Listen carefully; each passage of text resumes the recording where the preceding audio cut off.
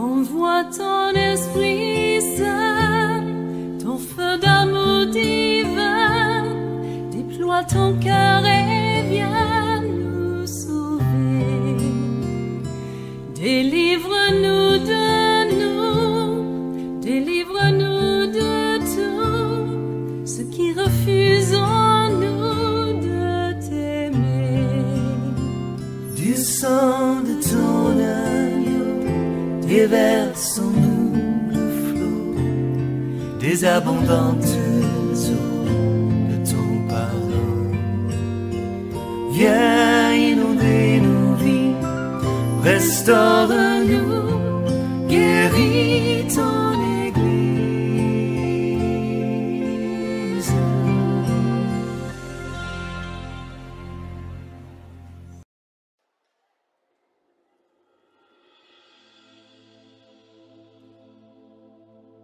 Et avant la création d'Adam et Ève, il y aura guerre dans le ciel. Apocalypse 22 parle de cela, Ésaïe nous parle de cela, Ézéchiel nous parle également de ces choses-là.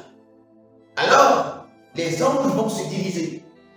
Un groupe sera contrôlé par celui qui sera appelé Satan, qui était autrefois Lucifer, l'ange de lumière.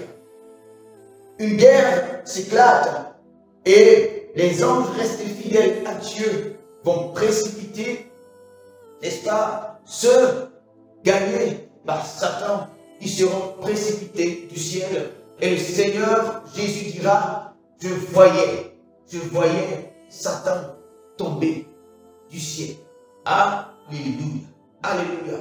Cela va alors présenter les anges comme faillibles, les anges comme des êtres qui n'ont pas atteint un niveau de perfection, parce que dans la suite, il sera compliqué de pouvoir gagner à nouveau ces anges. Alors Dieu prendra la décision de créer d'autres êtres, de créer de nouveaux êtres qu'il appellera l'homme. Alléluia. Mais Dieu fera les hommes différemment des premiers êtres. C'est pourquoi il dira, faisons-le à nous notre image. Ce qui devait faire cet être, l'homme donc, devait avoir la capacité de faire. Car Dieu dit, faisons. Nous savons que les anges n'ont pas la capacité de faire. Seul Dieu a la capacité de faire. Dieu parle alors ici à des êtres qui ont la capacité de faire. Des êtres qui sont comme Dieu. Des êtres qui sont Dieu. Selon qu'il a dit, faisons l'homme à nous, notre image, selon nous, notre ressemblance, afin que l'homme puisse dominer. Alléluia. Afin que l'homme puisse dominer. Alléluia. Alors, Dieu fera l'homme à son image, avec beaucoup d'éléments différents des anges. Je ne pourrais pas ici parler des éléments distinctifs, n'est-ce pas, de l'homme, des éléments qui caractérisent l'homme, des éléments, n'est-ce pas, distinctifs de l'homme. Je voudrais souligner un seul aspect, un seul élément, différent, n'est-ce pas, des anges. Cette différence, c'est que les hommes ont la capacité de revenir à Dieu. Les hommes ont la capacité de revenir à Dieu. Et que les anges déchus, alléluia, n'ont pas cette capacité de revenir à Dieu. Les anges déchus n'ont pas cette capacité de revenir à Dieu. Aucun démon, ni Satan, n'a cette capacité, cette fonctionnalité, cette fonction, ce moyen, cette aptitude de revenir à Dieu. Alléluia. Mais l'homme, lui, Dieu lui a donné, n'est-ce pas, des facultés. Dieu a mis en lui un mécanisme afin que, même si l'homme trébuche, il ait toujours la capacité de revenir à Dieu. Alléluia. Dieu donc créera l'homme à son image, selon sa ressemblance, pour que l'homme domine. Alléluia.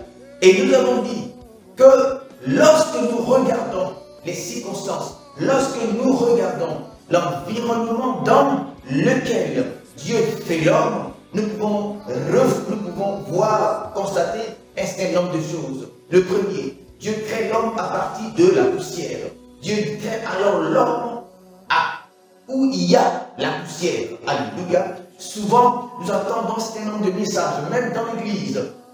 Mais ces messages viennent très souvent hors de l'église, qui nous font croire que les hommes existaient d'abord en forme d'esprit, afin de venir, afin, n'est-ce pas, que Dieu crée un corps pour y mettre l'esprit qui vivait éternellement avec Dieu. Nous n'avons aucun passage biblique pour dire ces choses, mais la seule chose que nous pouvons dire, Dieu crée l'homme, Dieu va commencer à créer l'homme où il y a la poussière. La Bible dit en Genèse, n'est-ce pas, 3, que Dieu va prendre la poussière et il va faire, bien entendu, le corps de l'homme. Amen. Le corps de l'homme. Genèse continue dans ce même chapitre et dira que Dieu va souffler ce qu'il va appeler un esprit de vie. L'esprit, le souffle de vie. Dieu va souffler dans les narines de l'homme ce que Dieu a appelé le souffle de vie. Alléluia. Et conclura que l'homme devint une âme vivante. Lorsque Dieu souffle l'esprit en l'homme, l'homme devint une âme vivante. Si l'homme est devenu, alléluia, une âme vivante, si l'homme est passé à cette étape d'âme vivante, c'est que l'homme était une âme avant d'être une âme vivante. L'homme était donc, et si l'homme était une âme, l'homme était une âme qui n'avait pas de vie. Je n'ai pas dit une âme qui est morte, car pour qu'une âme meure, il faut falloir que l'âme est d'abord avant la vie, et que la vie soit ôtée. La vie lui soit ôtée afin qu'il devienne une âme morte. Donc nous pourrions dire, avant que l'homme ne devienne une âme vivante, l'homme était une âme inerte, qui n'avait pas de vie.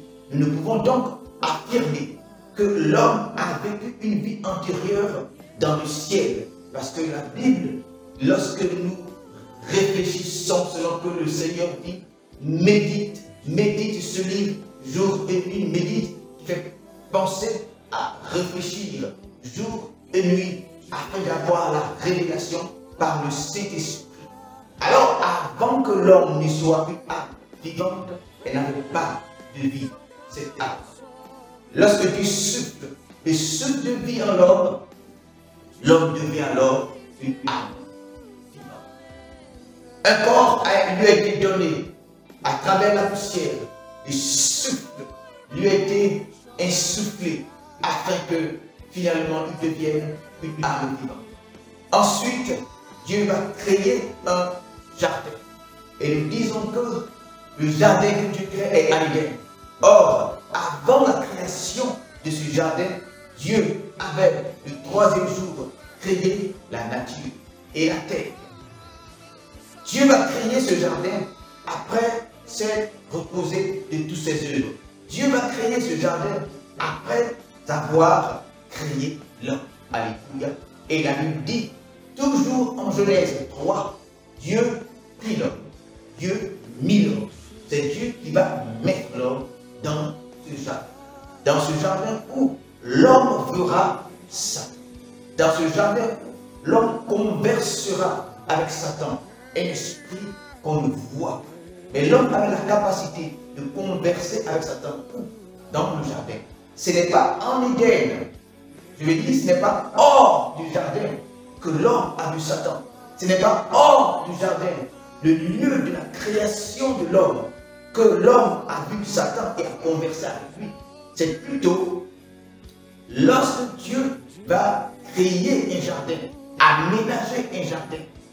Nous précisons que ce jardin que Dieu aménage va, avant que l'homme y soit, avoir un visiteur, Satan, dans ce jardin. Et lorsque Dieu met l'homme dans ce jardin, en ce moment, dans la dimension du jardin, dans l'environnement du jardin, dans le cadre du jardin, l'homme voit alors Satan dans ce jardin. Alléluia. Et maintenant, dans ce jardin, il y a plusieurs choses, bien entendu, mais 3 choses particulières qui vont attirer notre attention. La première chose, c'est l'arbre de la connaissance du bien et du mal. La deuxième chose, c'est un chemin. Car dans ce jardin, il y avait un chemin. Et la troisième chose, nous remarquons dans ce jardin, c'est un autre arbre. Celui-là est appelé l'arbre de la vie, qui a le fruit de la vie. Alléluia. Dieu donc va interdire l'homme de manger à l'arbre de la connaissance, non, au fruit de l'arbre de la connaissance du bien et du mal. Dieu va lui interdire de manger. Dieu va lui en interdire la consommation. Alléluia. Alléluia. De façon indirecte. Mais Dieu dira à l'homme, tu peux manger de tous les fruits de ce jardin, de tous les fruits dans ce jardin.